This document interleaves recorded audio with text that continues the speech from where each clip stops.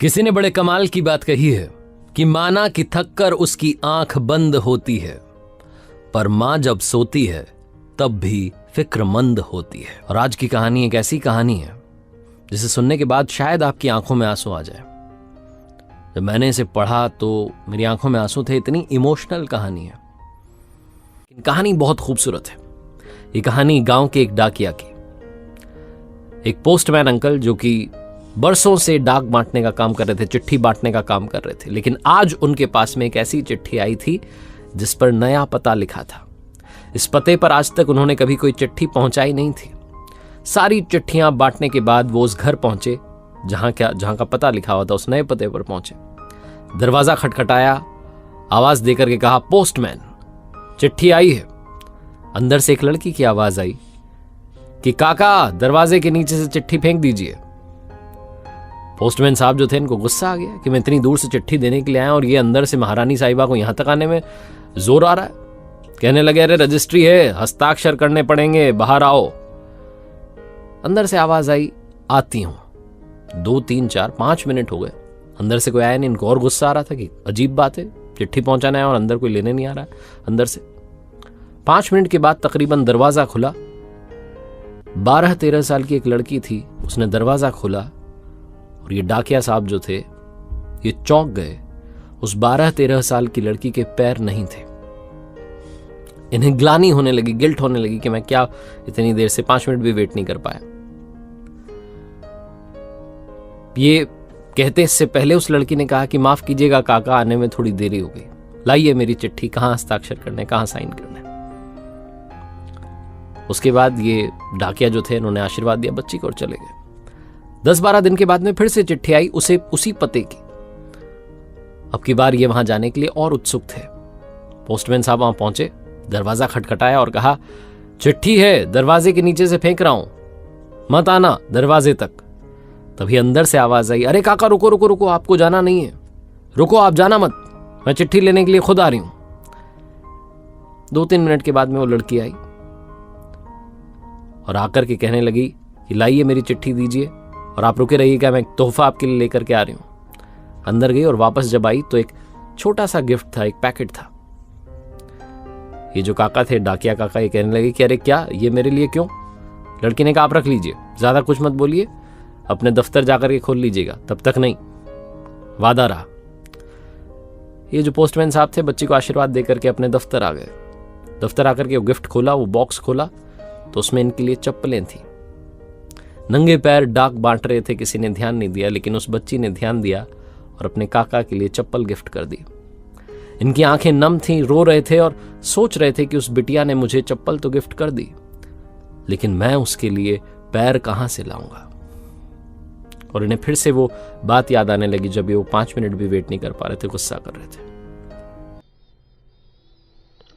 शाम का वक्त हुआ था, हल्की हल्की बरसात हो रही थी। एक शॉपकीपर जो कि जूतों की दुकान चलाता था, वो दुकान बंद करने की सोच रहा था कि एक लड़का भागता हुआ सा आया, बारिश में भीगा हुआ सा। दुकानदार ने उस लड़के को देखा तो वो ऐसा लग रहा था देखने में कि ग्रामीण इलाके का है। वो बोलने लगा तो उसकी आवाज से भी लगा कि गांव का रहने वाला है, लेकिन ठहराव के साथ वो हिंदी बोल रहा था। दुकानदार ने कहा कि भाई साहब बताइए क्या सेवा करूं। उस लड़के ने, जिसकी उम्र रही होगी 22-24 साल, उसने कहा कि भैया मुझे अपनी मां के लिए चप्पल चाहिए। जो शॉपकीपर था उसने कहा कि नाप बताइए, क्या नाप है, किस नाप की चप्पल चाहिए, मम्मी आई है साथ में? तो उसने कहा नहीं, मम्मी नहीं आई है। उसने अपने वॉलेट में से, अपने पर्स में से एक कागज निकाला, फोल्ड किया हुआ कागज था। कागज को फैलाया तो उस पर पेन से आउटलाइन किए हुए 2 पैरों के निशान थे। उस लड़के ने कहा कि इसके हिसाब से आप चप्पल दे दीजिए। दुकानदार ने कहा कि ये क्या है, ये कैसा नाप है, मतलब नाप तो पता होगा ना आपको। लड़का जब कहने लगा तो उसकी आंख से आंसू निकलने लगे, ऐसा लगा कि जैसे कोई बांध टूट गया हो। उसने कहा कि भाई साहब क्या नाप, मैं गांव का रहने वाला लड़का हूं, मेरी मां ने आज तक चप्पल नहीं पहनी। कांटों में, झाड़ियों में मजदूरी करके थोड़ा बहुत पैसा इकट्ठा करके मुझे पढ़ाया। मुझसे कहा कि पहले तू जूते पहन, आज देख रहे ना मेरे पैरों में जूते हैं पॉलिश किए हुए। मां ने कहा तू जूते पहन, इंटरव्यू दे, नौकरी कर, तेरा सबसे जरूरी है जूते पहनना, मेरा नहीं। आज मुझे अपनी पहली तनख्वाह मिली है और मैं अभी आखिरी बस से अपने घर के लिए जा रहा हूं, गांव के लिए। तो मैंने सोचा क्या लेके जाऊं। तो मैंने सोचा कि मेरी मां जो झाड़ियों में, कांटों में नंगे पैर मेहनत करती रही, उसके लिए एक जोड़ी चप्पल लेके जाऊंगा। अब नाप तो मुझे मालूम नहीं था, मैंने ऐसे ही पेन से आउटलाइन बना ली, इसी नाप की चप्पल दे दीजिए। दुकानदार भी बड़ा भावुक हो गया, उसने कहा कि जरूर। उसने चप्पल निकाली, लड़के ने पसंद की, बॉक्स पैक किया। उसने कहा कितने रुपए? दुकानदार ने कहा 800 रुपए। फिर दुकानदार को लगा पता नहीं कितनी सैलरी मिलेगी, तो पूछा भैया क्या तनख्वाह मिल रही है आपको? लड़के ने कहा 8,000 रुपये मिल रहे हैं, खर्चा पानी निकाल करके 5,000 रुपये तो खर्च हो जाते हैं, 3,000 रुपये बचे हैं सारे माँ के लिए। दुकानदार ने कहा भाई साहब ज़्यादा नहीं हो जाएगा 800 रुपये की चप्पल?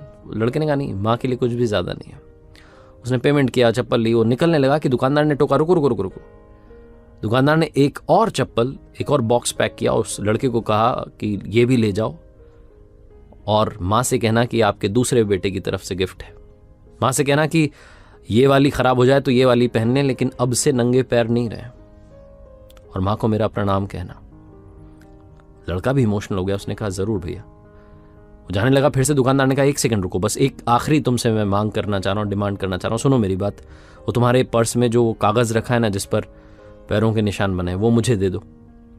लड़के ने सोचा क्या मांग रहा है, तो उसने कहा ठीक है लो भैया। वो पेपर दिया, उसके बाद लड़का चला गया। दुकानदार अंदर आया, वो जो कागज था उसको ले जा करके जहां वो पूजा करता था वहां पर रख दिया।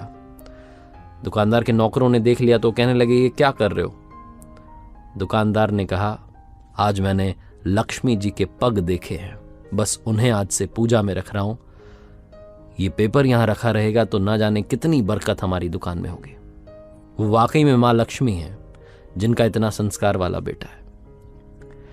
छोटी सी कहानी बस ये सिखाती है कि जिंदगी में मां हैं तो हम हैं, ऊपर जिसे कहते हैं उसे आसमां कहते हैं, और जिसका इस जहां में अंत नहीं होता उसे मां कहते हैं। किसी ने बड़े कमाल की बात कही है कि मुझे नहीं मालूम कि पाप और पुण्य क्या है, बस इतना पता है कि अगर आपके किसी काम से किसी का दिल दुखे तो वो पाप है, और आपके किसी काम से किसी के चेहरे पर मुस्कान आए तो वो सबसे बड़ा पुण्य है।